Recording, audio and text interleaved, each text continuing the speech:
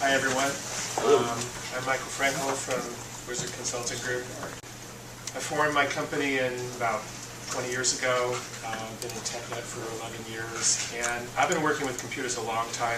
Before there were personal computers, and I started working on mainframes. And I have a lot of clients in all different types of industries. Data normalization is all about making your data structure clean and keeping it efficient. You don't want data duplicated. You want to know that if you delete something, that's all you're deleting. You don't want to lose information. You don't want to have to enter things twice. That's the whole point of doing this. So when you break this up into two tables, you end up with something that looks like this. Now you have your employee data separated from your course information. And the functional dependencies have been taken from one table and divided into two. Yes, sir? So in an effort to summarize where we are so far, so third normal form, in an effort to drive out redundancy and ambiguity, we're getting more and more atomic, to use the word yes, that's completely accurate. What we're doing is we're trying to eliminate redundancy by breaking down the smallest pieces that we can, so that nothing is repeated and that nothing is lost. Yes, sir. So I found a practical application of voice code normal form is for cascading value lists.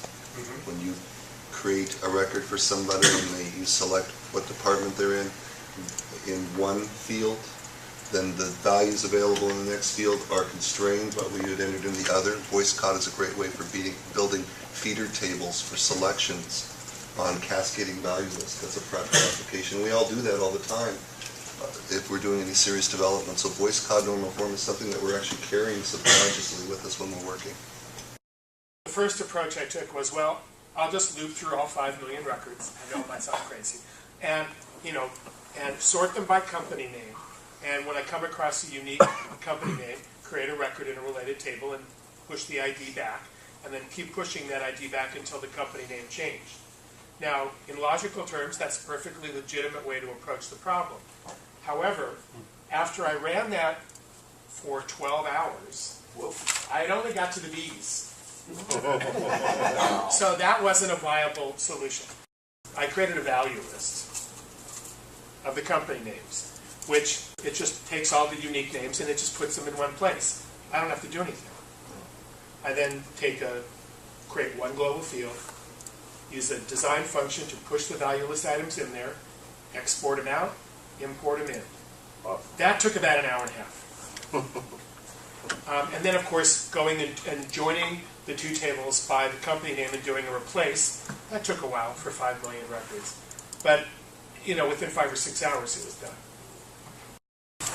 Thank you very much. Thank you, Michael.